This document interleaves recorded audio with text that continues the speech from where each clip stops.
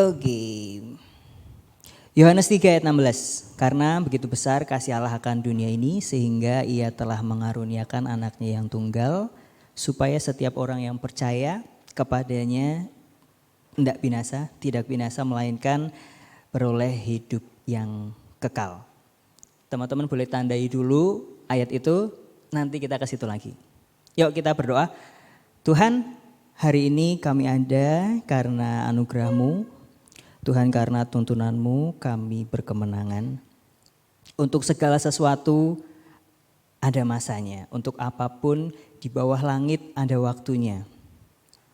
Dan jika langkah kami bersama-Mu, sungguh kami percaya ada damai sejahtera. Syukur kami kepadamu ya Tuhan, di dalam nama Tuhan kami Yesus Kristus. Haleluya. Amin. Amin, amin. Sekali lagi boleh tepuk tangan buat teman-teman tadi yang udah mengantarkan kita ke hadirat Tuhan. Oke. Aku mau sapa dulu nih. Halo orang-orang kepercayaan Tuhan. Sapa dulu kanan kiri ya. Halo. Iya, saya percaya, aku percaya teman-teman adalah orang-orang yang dipercaya Tuhan, orang-orang kepercayaannya. Amin. Amin.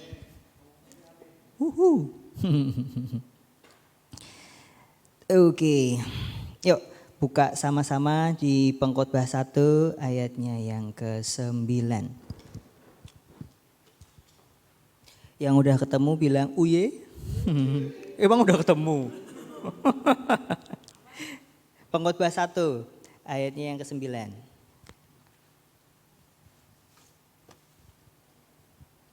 Uye? Oh iya, oke. Aku bacain ya, Pengkhotbah 1 ayat yang ke-9. Apa yang pernah ada akan ada lagi dan apa yang pernah dibuat akan dibuat lagi. Terus apa? Tak ada sesuatu yang baru di bawah matahari. Oke, basement biasanya ya, di bawah matahari ya. Kabar baik buat kita semua, ada yang bertahan dari dulu, sekarang, sampai selama-lamanya. Yaitu adalah kasihnya. Iya, dulu, sekarang, sampai selama-lamanya. Kasih Tuhan bilang, dia Tuhan mengasihimu. Kemarin Kak Iko bilang, God is love you, do you love God? Tuhan mengasihi kamu, sangat-sangat mengasihi kita semua. Gini, di sini ada yang pernah menemukan sesuatu di jalan enggak? Nemu gitu pernah enggak? Koin ya biasanya ya, uang receh gitu atau apa, handphone? Kayaknya itu enggak nemu itu, kalian ngambil itu. Dompet. Oh, sandal. Uang, aku juga pernah nemuin uang di jalan. Terus apa yang dilakuin? Kalian share ke sosial media gitu gak sih? Aku nemu uang gitu. Pasti banyak banget yang respon ya. Lu itu punya aku. Saranku sih harus tunjukin nomor serinya ya. Harus tepat gitu baru kamu kembaliin kalau memang itu uang dia. Atau apa? Buat apain uangnya? Simpen aja.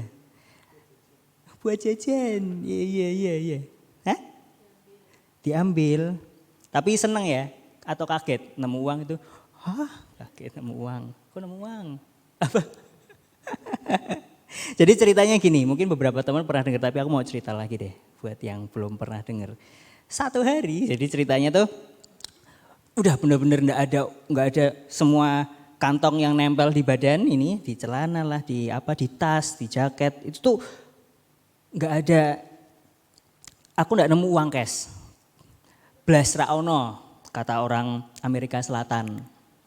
Bener loh, orang Amerika Selatan bilang gitu, ra ono. Coba cari.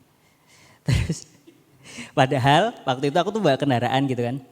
Bawa kendaraan yang indikator bensinnya tuh loh.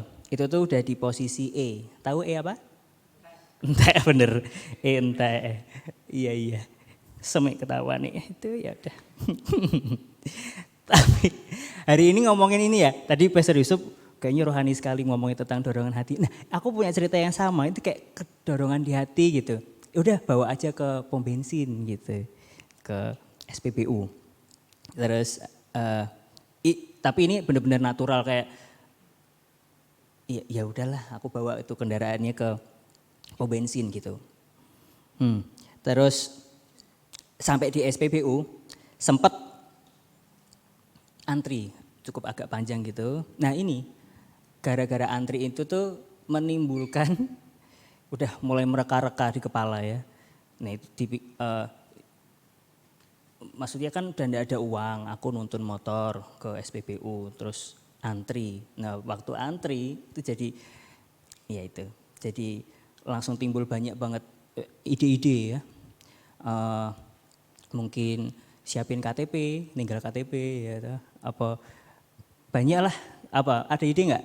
Mungkin kalian pernah ada ide nggak buat satu situasi yang mendesak, tapi dorongan di situ tuh kuat banget, ya udah ke rohani banget ya SPBU sampai ke rohani ya, dorong banget, udah bawa aja ke SPBU gitu. Nah, tapi ya itu di kepala sangat banyak banget reka-reka yang aneh-aneh gitu. Sampai ini krungu-krungu tok iki, rungon-rungon aja. Itu kata orang Amerika Selatan, tadi dia bilang gitu juga.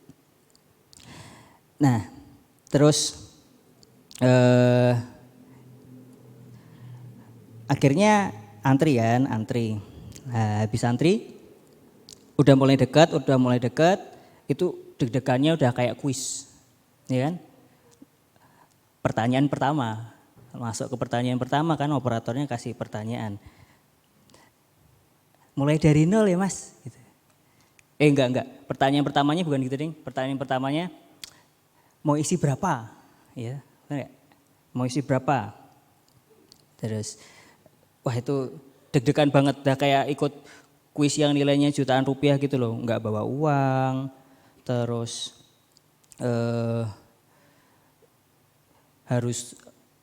harus menghadapi ujian apa ini gitu. Atau tak tinggal motornya, atau kalau ada pilihan call friend, aku call friend lah tuh, telepon temen ya, aku butuh uang buat beli bensin kehabisan. Nah terus teman-teman apa yang terjadi waktu itu? Ya wis, dengan iman aku standarin motornya ya. Terus ini tahun berapa itu ya? Tahun 2009 kalau nggak salah. Aku buka tuh tangki motor. Kok dibuat tangki motor? Dibuka joknya, buka tangki motornya gitu. Nah, tanya lagi dong, mulai dari berapa? Isi berapa? Wah, tuh. Pertanyaan yang waktu itu pertanyaan udah kayak ujian, berat banget jawabnya. Tapi tiba-tiba muncul kayak nyeletuk gitu aja. 10.000 mas, wah enak.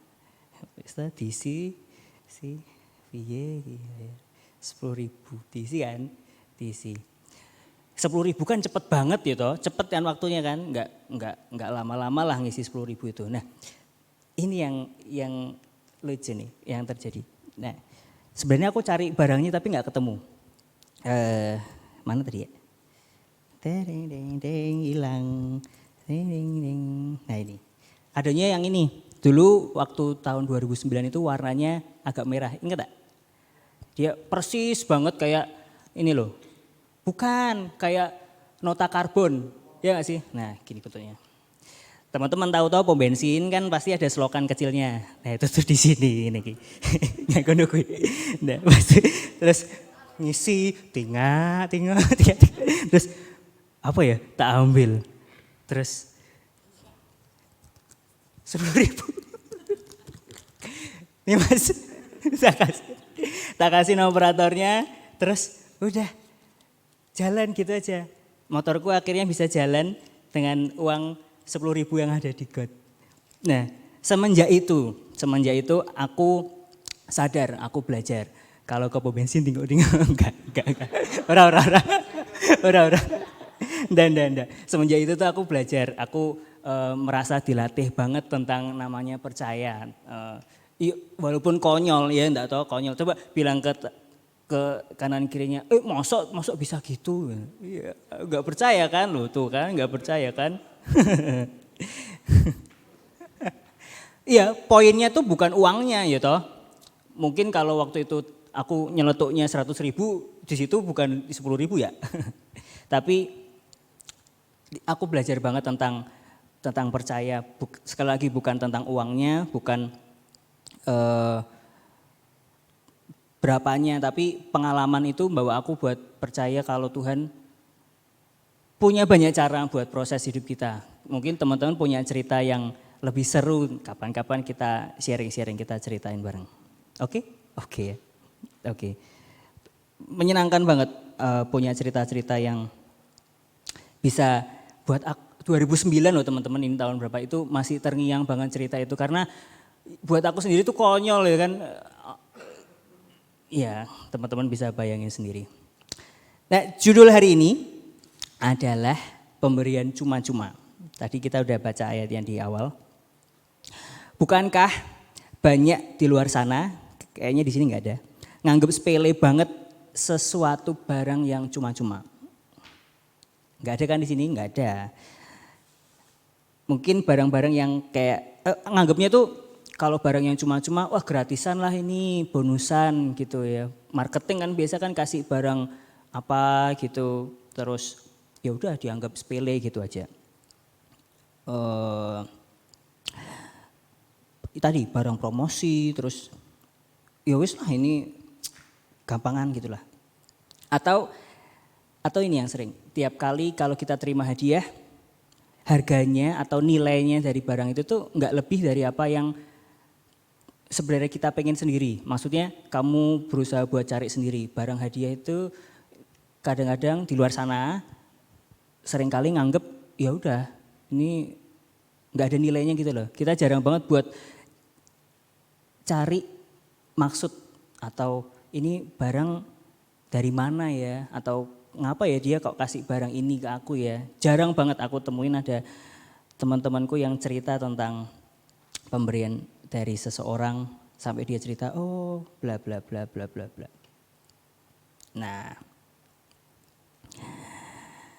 ngerti nggak? Pernah kepikiran gini, seseorang kalau ngasih ke kita, dia itu sebenarnya sisihkan waktu, nyisihin uang, ya, terus ya buat beli barang yang buat kamu itu, terutama dia menspesialkan kamu buat kasih hadiah itu. Pernah kepikiran enggak? Pernah.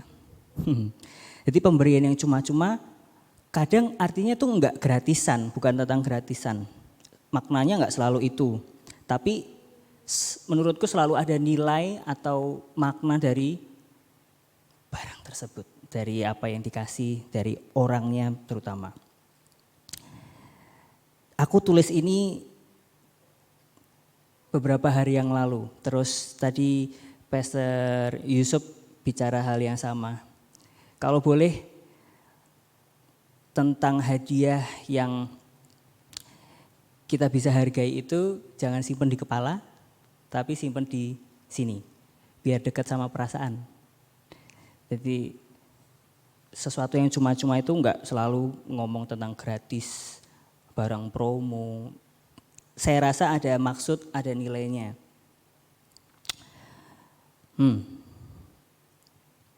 Pemberian cuma-cuma. Karena begitu besar kasih Allah akan dunia ini, sehingga ia telah mengaruniakan anaknya yang tunggal, supaya apa tadi? Setiap orang yang percaya kepadanya tidak binasa, melainkan beroleh hidup yang kekal. Aku boleh dibacain nggak sambil ilustrasi ini ya? Tadi aku dikasih Pak Pujo ini. Ayat tadi, ayat itu biro mau. Bukan dong, Yohanes 16, 3 ayat, Yohanes 3 ayat 16. Ya, bacain pelan-pelan. 2, 3. Pelan-pelan toh. Nih, ini anggap aja nih dunia ya ceritanya ya. Cerita memang ada yang gambar bulat, ada yang gambar nggak tahu ya. Tapi anggap aja ini dunia ya. Karena ini kasih Tuhan ya, kita anggap air ya. Karena begitu besar kasih Allah akan dunia ini. Kita berhenti sampai sini dulu. Kasih Allah begitu besar akan dunia ini. Pernah bayangin enggak kasih Allah itu sebesar apa? Pernah bayangin enggak? Kasih Allah sebesar apa?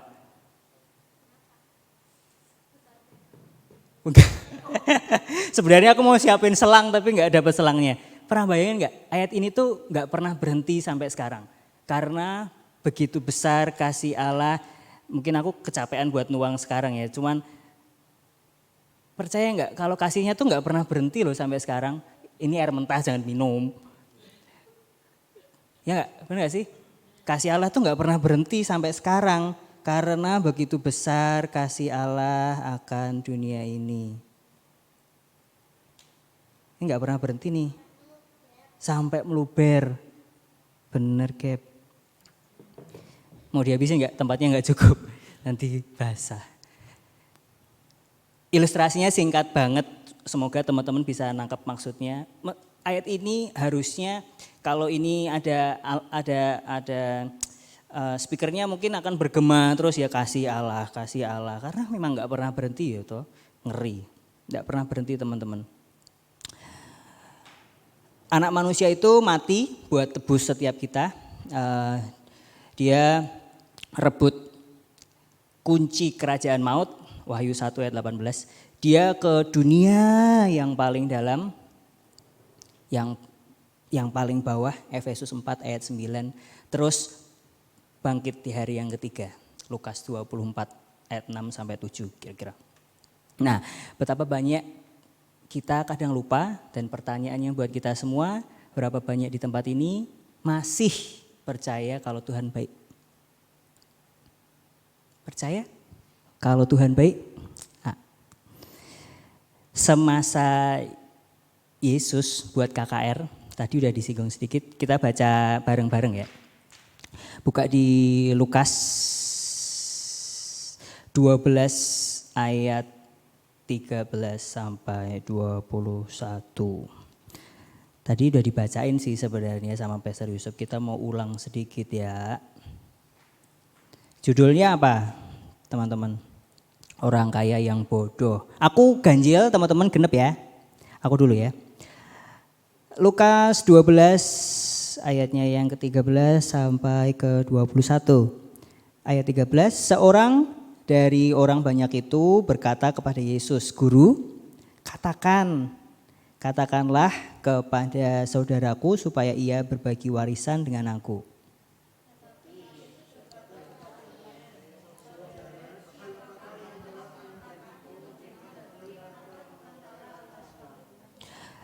15, katanya lagi kepada mereka, berjaga-jagalah dan waspadalah terhadap segala ketamakan, sebab walaupun seorang berlimpah-limpah hartanya, hidupnya tidaklah tergantung daripada kekayaan itu.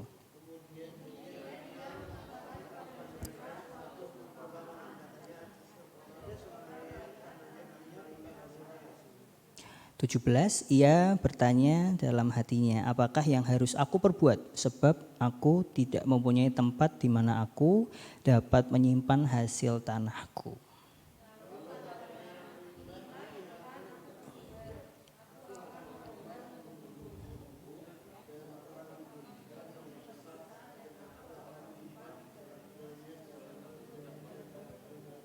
(19) Sesudah itu aku akan berkata kepada jiwaku, jiwaku, ada padamu banyak barang tertimbun untuk bertahun-tahun lamanya. Beristirahatlah, makanlah, minumlah, dan bersenang-senanglah.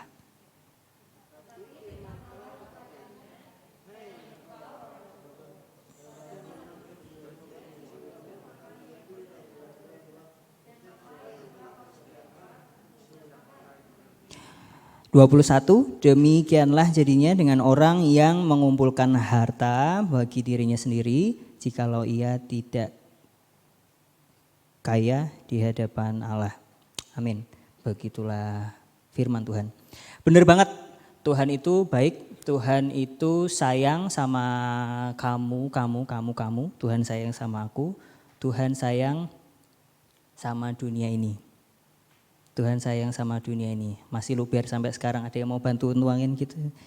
Capek tapi ya. Kita capek ya, tapi Tuhan enggak capek-capek. Dia tuangin terus sampai sekarang.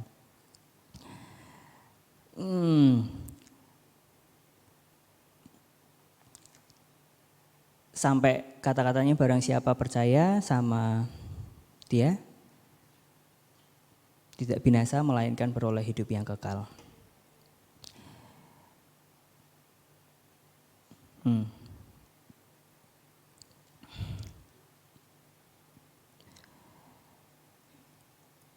Kalau ngomong tentang sayang, kalimatnya bisa bilang kayak gini. Mungkin teman-teman pernah dengar. Orang yang sayang itu dia orang sayang sama seseorang pasti jor-joran. Tadi pagi kita udah dengar sama-sama. Dia bakal kasih apapun. Wong udah sayang. Ya enggak tahu. Aku teko dewi. Nah, kadang kita tuh lihat sayangnya Tuhan dari sisi-sisi yang bukan salah sih, tapi kita seringnya nganggep, oh Tuhan bakal kasih aku terus, Tuhan bakal perhatian terus sama aku. Nah, padahal dalam kenyataannya yang sering terjadi adalah kasih sayang Tuhan diekspresikan lewat didikan buat kita semua, ya enggak sih? Tadi pagi Pastor Yusuf bilang Tuhan minta, kesannya kan enggak minta sebenarnya, tapi itu mendidik setiap kita. Enggak selalu dielem-elem terus, dielus-elus terus gitu. Padahal setiap yang Tuhan kasih dalam hidup kita harusnya menjadikan kita itu besar, jadi punya hati yang besar. Kalau kita punya hati yang besar, kita bakal enggak pesta besar-besaran aja saat weekend, terus weekday isinya cuma keluh kesah. Sekali lagi di luar sana banyak banget aku ketemu, ya sebenarnya salah satunya aku sendiri. Yang ngerasa minggu atau hari libur itu, menyenangkan sekali. Tapi hari-hari biasa, aduh ini sungguh tekanan ini, sungguh berat kurasa. Bisa jadi ya.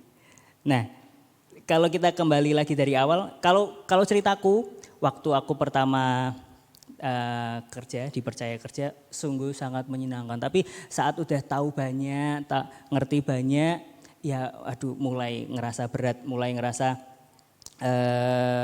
mungkin pernah terbesit ngitung hari ya, kapan aku keluar ya, kapan ya gitu. Pengen resign gitu rasanya. Nah, tapi Yeremia 29 ayat 7 gini tulisannya. Usahakanlah kesejahteraan kota kemana dia buang kita maksudnya. Terus dan berdoalah untuk kota itu kepada Tuhan sebab kesejahteraannya adalah kesejahteraanmu. Coba pikir, kalau kita bisa seneng di hari-hari biasa, perayaannya kayak apa itu di weekend? Bisa lebih oke, bisa lebih meriah pasti kan. Nah,